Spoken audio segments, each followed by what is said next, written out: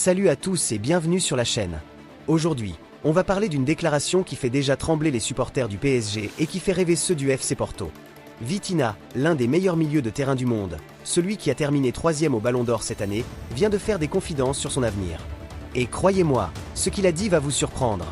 Est-ce que le maestro portugais envisage sérieusement de quitter Paris? Est-ce qu'un retour au bercail est dans les cartes?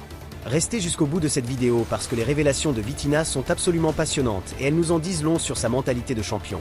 Mais avant de plonger dans le vif du sujet, n'oubliez pas de liker cette vidéo, de vous abonner à la chaîne et d'activer la cloche pour ne rien manquer de nos prochaines analyses foot. Allez, c'est parti! Alors pour bien comprendre l'importance de ces déclarations, il faut d'abord revenir sur le parcours absolument exceptionnel de Vitinha ces dernières années. Et franchement, quelle ascension fulgurante! Vitor Machado Ferreira, dit Vitinha, a 25 ans. 25 ans seulement. Et pourtant, il vient de vivre une année 2025 absolument dingue. Je parle d'une année où il a remporté pas moins de 6 trophées avec le Paris Saint-Germain. 6 trophées en une seule saison, vous vous rendez compte? C'est du jamais vu pour lui, et ça confirme son statut de joueur de classe mondiale. Mais ce qui est encore plus impressionnant, c'est sa 3e place au Ballon d'Or. La 3e place. Ça veut dire qu'il est considéré comme l'un des 3 meilleurs joueurs de la planète. Pour un milieu de terrain, c'est absolument exceptionnel. On parle d'un joueur qui a dépassé des légendes, qui a impressionné le monde entier par sa technique, sa vision du jeu et son intelligence tactique. D'ailleurs, sa valeur sur le marché des transferts reflète parfaitement son niveau. Selon Transfermarkt, la référence en matière d'estimation, Vitinha vaut aujourd'hui plus de 110 millions d'euros. 110 millions! Pour vous donner une idée, c'est plus que des joueurs comme Bernardo Silva, Federico Valverde ou même Bruno Fernandes. On parle vraiment d'un joueur qui est au sommet de son art. Et tout ça, il l'a construit au Paris Saint-Germain. Rappelons-nous qu'en 2022, quand le PSG l'a recruté du FC Porto pour 41 millions d'euros, beaucoup d'observateurs se demandaient si c'était un bon investissement. Aujourd'hui, plus personne ne pose la question. Vitinha a prouvé qu'il était non seulement un excellent joueur, mais un joueur indispensable, un métronome, un cerveau au milieu du terrain parisien. Sous la houlette de Luis Enrique, il est devenu le patron du milieu. Sa capacité à dicter le tempo, à casser les lignes adverses avec ses passes millimétrées, à défendre intelligemment et à contribuer offensivement en fait un joueur complet. Le genre de joueur dont tous les grands clubs rêvent. Alors maintenant, parlons de ce qui nous intéresse aujourd'hui. Jeudi 25 décembre, jour de Noël, Vitinha a accordé un entretien aux médias portugais au Jogo. Et dans cet entretien, il a fait des révélations qui ont immédiatement fait réagir sur les réseaux sociaux et dans les médias sportifs. La question qui lui a été posée était simple. Est-ce qu'il envisagerait un jour de retourner au FC Porto, le club qu'il a formé, le club où tout a commencé pour lui? Et sa réponse a été très claire, très honnête, et surtout très révélatrice de sa personnalité. Vitinha a dit, et je cite, « J'aimerais vraiment rejouer avec ce maillot car je me sens comme chez moi au stade du Dragon. » Voilà, c'est dit. Il n'a pas beau toucher, il n'a pas esquivé la question. Il a assumé son attachement au FC Porto, son amour pour ce club qu'il a vu grandir, qu'il a formé, qui lui a donné sa chance. Le stade du Dragon, El Estadio do Dragão, c'est là où Vitinha a fait ses premières armes en professionnel. C'est là où il a appris son métier, où il a développé cette technique extraordinaire qui le caractérise aujourd'hui. Alors quand il dit qu'il se sent chez lui là-bas, on le comprend parfaitement. C'est l'attachement d'un joueur à ses racines, à son histoire. Entre 2020 et 2022, avant son transfert au PSG, Vitinha a disputé 59 matchs avec le FC Porto toutes compétitions confondues. Il a marqué 4 buts et délivré 6 passes décisives. Des statistiques correctes, mais qui ne reflètent pas totalement son impact sur le jeu. À l'époque déjà, on voyait qu'il avait quelque chose de spécial, cette élégance dans le jeu, cette facilité technique qui le distingue. Mais attention, et c'est là où ça devient vraiment intéressant, Vitinha n'a pas dit qu'il reviendrait à Porto les yeux fermés. Il a posé des conditions. Et ces conditions en disent long sur sa mentalité de compétiteur, sur son ambition, sur ce qui le motive vraiment dans sa carrière. Alors voilà le point le plus important de cette interview, celui qui montre vraiment qui est Vitinha au-delà du joueur talentueux. Il a dit quelque chose qui mérite qu'on s'y attarde sérieusement. Vitinha a déclaré qu'il ne voulait surtout pas revenir au FC Porto comme une récompense de sa carrière. Laissez-moi répéter ça, pas comme une récompense. Autrement dit, il ne veut pas d'un retour pour vivre une semi-retraite dorée, pour profiter tranquillement de ses dernières années en tant que footballeur, pour simplement porter le maillot qu'il aime sans avoir de réelle pression sportive. Et franchement, ça force le respect.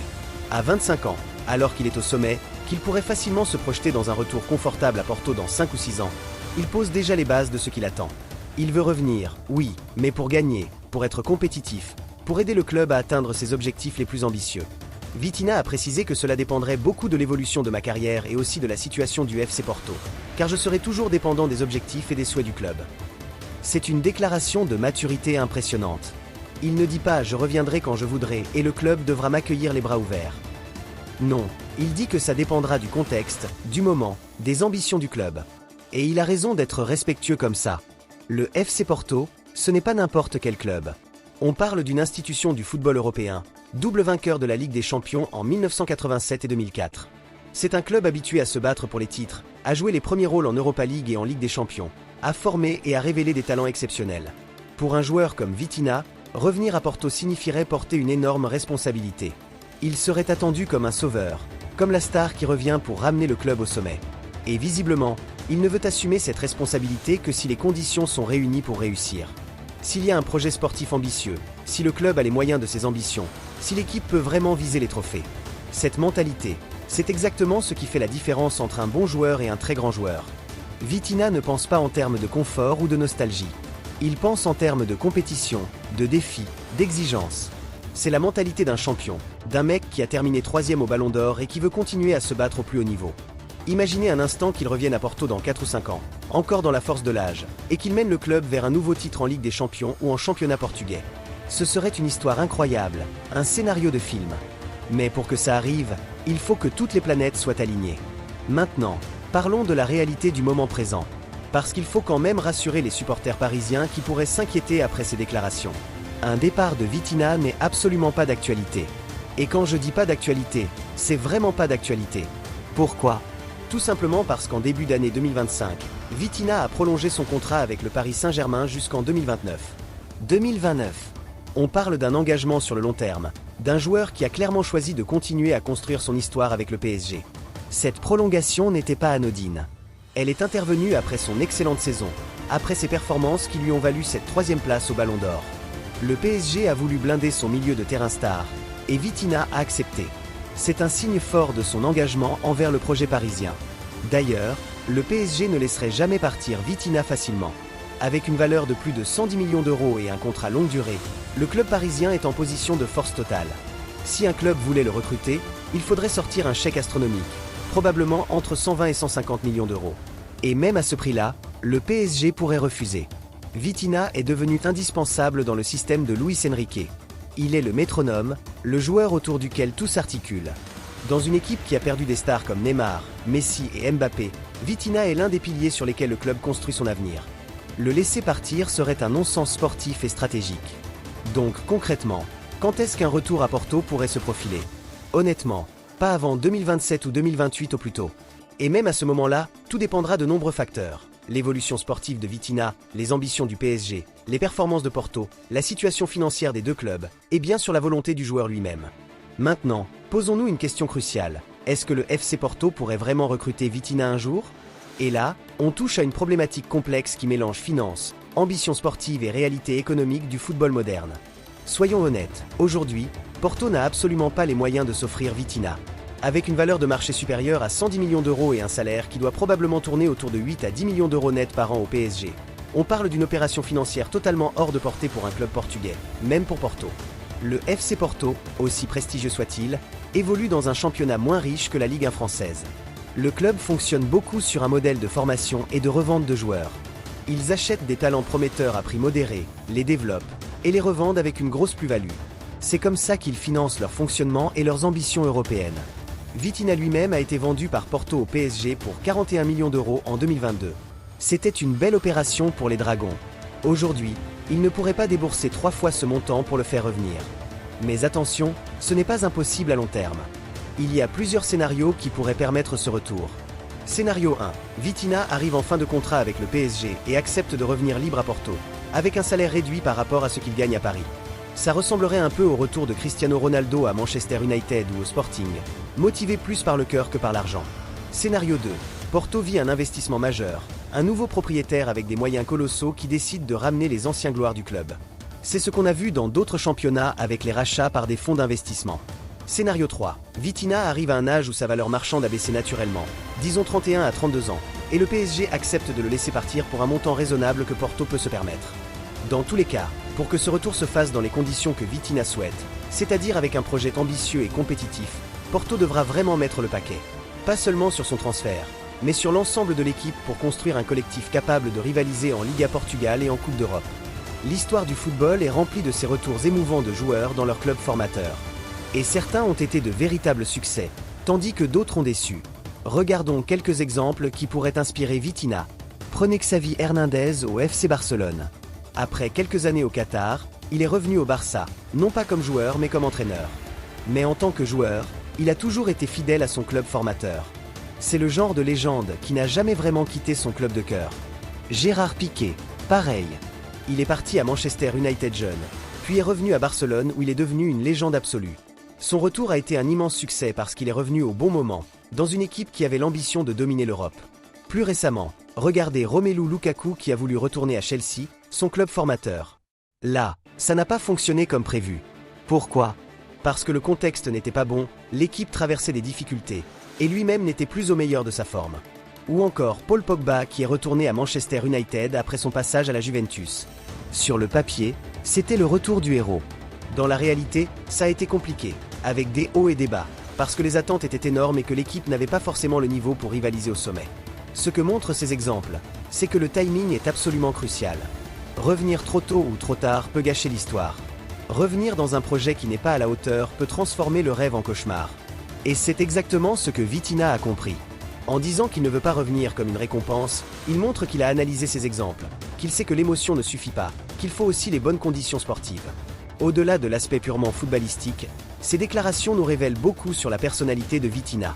Et franchement, c'est rafraîchissant dans le monde du football moderne où certains joueurs ne pensent qu'à l'argent ou à leur image.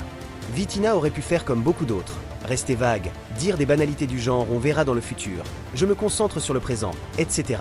Au lieu de ça, il a été honnête, authentique, sincère. Il a assumé son amour pour Porto tout en posant clairement ses exigences. Ça montre un joueur qui sait ce qu'il veut, qui a une vision claire de sa carrière, qui ne se laisse pas guider uniquement par les émotions ou par l'argent. C'est un professionnel exigeant avec lui-même et avec les projets auxquels il participe. Dans un monde où les transferts sont souvent dictés par les salaires mirobolants et les primes à la signature, Vitinha nous rappelle qu'il y a des joueurs qui gardent les pieds sur terre, qui pensent à leur héritage, à ce qu'ils laisseront dans l'histoire du football. Et puis, il y a ce respect pour le FC Porto. Il aurait pu dire « je reviendrai quand je veux, Porto sera toujours là pour moi ». Mais non, il reconnaît que le club a ses propres ambitions, ses propres contraintes, et qu'un retour ne se fera que si ça a du sens pour les deux parties. C'est la marque d'un homme mature, intelligent, qui comprend que le football est un sport collectif où les décisions individuelles doivent s'inscrire dans un projet d'équipe. Évidemment, ces déclarations ont fait réagir. Sur les réseaux sociaux portugais, les supporters de Porto sont partagés entre l'excitation et le réalisme. Beaucoup rêvent déjà de voir Vitinha revenir dans quelques années pour emmener le club vers de nouveaux sommets. D'autres sont plus pragmatiques et se disent que c'est probablement un rêve impossible.